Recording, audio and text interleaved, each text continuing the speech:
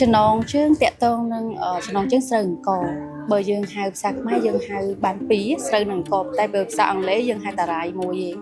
អញ្ចឹងស្រូវអង្ករយើងដឹងហើយប្រជាជនខ្មែរយើងគឺសំខាន់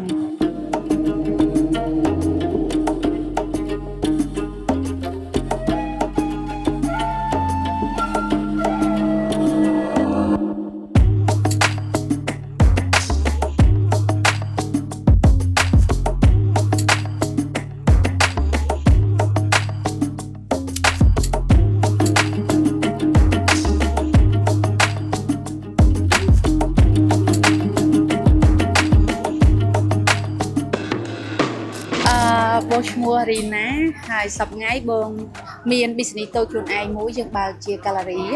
ចាយើងមានលក់រូបថតបែបប្រភេទសខ្មៅនិងកាមេរ៉ា film ចាហើយហ្នឹងហើយអានេះជា artwork លើកទី1ដែរសម្រាប់ solo តែឯងអញ្ចឹងណាហើយយើងសប្បាយមែនតើដោយសារ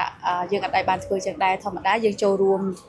ផ្សេងប៉ុន្តែលើកនេះលើកទី1អញ្ចឹង surprise មែនតើដោយសារយើងតែម្នាក់ឯងចា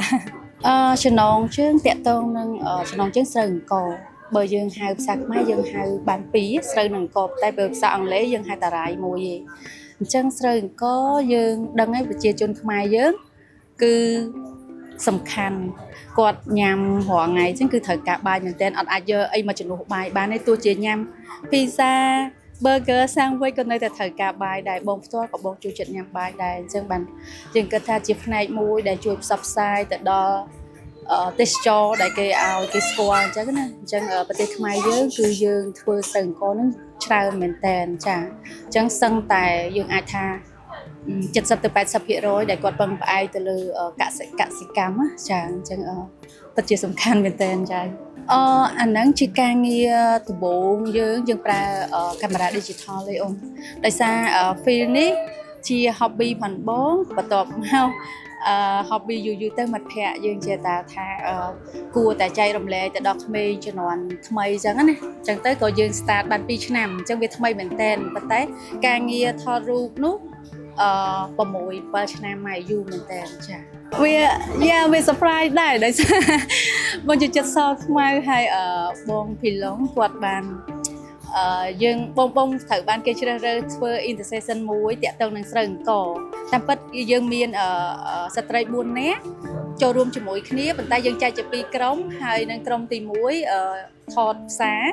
ក្រុមទី2ស្រូវអង្ករអញ្ចឹងបងជាមួយនឹងបូរីគាត់ជាសិល្បករដែរយើងបានត្រូវគេជ្រើសរើសថតស្រូវអង្ករអញ្ចឹងស្រូវអង្ករជាសខ្មៅបូរីគាត់ធ្វើហើយអញ្ចឹងទៅបងពីឡុងគាត់គិតថាឲ្យបងនឹងមកធ្វើជា color វិញដោយសារកុំឲ្យមើលទៅវាស្តៀងគ្នាពេកអញ្ចឹងក៏បងក៏ surprise ដែរដោយសារយើងអត់សូវជំនាញខាងហ្នឹងអញ្ចឹងប៉ុន្តែយ៉ាងណាក៏ចុងក្រោយយើងធ្វើបានចាមានតែមកកន្លែងនេះអូននៅអ្នកបង resident ហើយទាំងអស់មាន14ផ្ទាំងចាពិបាកខ្លាំងដោយសារតាមពិតហៅថាពិបាកបើបងថតរូបបងអត់សូវពិបាកទេក្នុងការងារប៉ុន្តែពិបាកពេលវេលាសម្រាប់គ្រួសារដោយសារ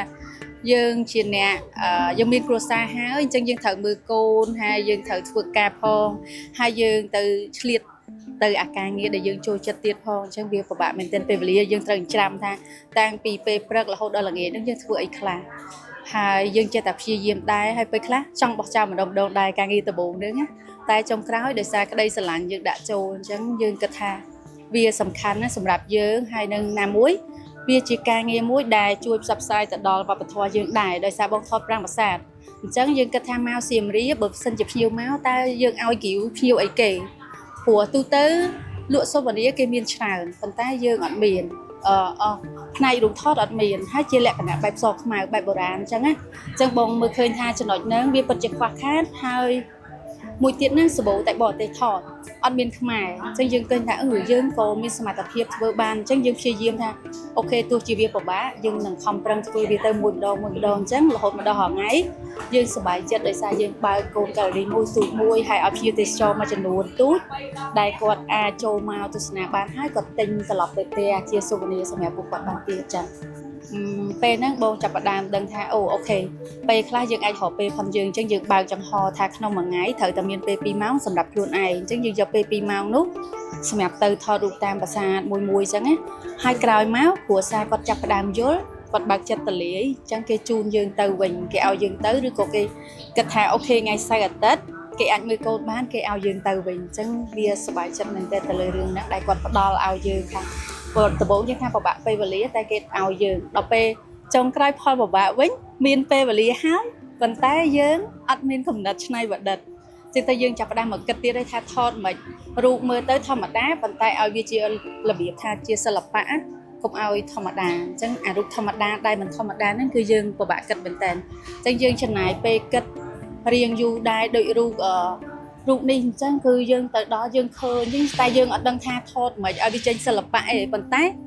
ពេលនោះពលឺមកដល់ហើយដេញតាមវាស្រែទៅអញ្ចឹងធ្វើឲ្យយើងមើលឃើញថាអូអានេះក៏ជាសិល្បៈយើងសាកថតមើលថតប្រហែលជា20សន្លឹកយើងដឹងអូខេយើងអាចរើសបានប្រហែលជាសិល្បៈដល់ពេលហើយឲ្យបងពីឡុងក៏ជួយមើលគាត់ថាវ៉ាវវាស្អាតមែនចាអត់ទេយើងថត2ឆ្នាំមុនហើយនឹងយើងមកបញ្ចប់នៅឆ្នាំនេះថ្មីនេះបាន4ផ្ទាំងបន្ថែមអានេះនៅកំពង់ភ្លុកសិតតែតំបន់ទេសចរហើយមកផ្ទាំងខាងមុខនោះពណ៌បៃតងនោះក៏យើងថតនៅខ្នងទំនប់ខាងក្រោយភូមិបដាក់ចាហើយមួយទៀតនោះក៏យើងជិះបាឡុនអារូបដែលអូនមើលពីលើអាហ្នឹងជិះបាឡុនថតអត់ប្រើដ្រូនទេហើយថតនៅទីតាំងចិត្តប្រាសាទភ្នំអខែងចាអញ្ចឹងក្នុងសៀមរាបខាងក្នុងនេះទាំងអស់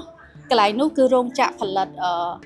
កិនស្រូវគាត់កិនស្រូវនៅវត្តចកយើងហ្នឹងនៅក្នុងខេត្តសៀមរាបដែរហើយនៅនោះគឺយើង create ខ្លះរូបខ្លះយើង create ខ្លួនឯងឲ្យជា art អញ្ចឹងចាជាចុងក្រោយសូមអរគុណដល់អូនហើយនឹងក្រុមការងារផន PPP ដែលជួយរៀបចំកម្មវិធីនឹងតាំងពីនិយាយទៅគឺតាំងពីដើមមករហូតមកដល់ថ្ងៃហ្នឹងហើយជាពិសេសថ្ងៃដែលពីពណ៌ផនបងអញ្ចឹងយើងសប្បាយចិត្តមែនទែនដោយសារពួកគាត់ធ្វើការសកម្មទាំងយប់ទាំងថ្ងៃហើយអត់ត្អូញហត់ទេដើម្បីការងារពីពណ៌ឲ្យរលូន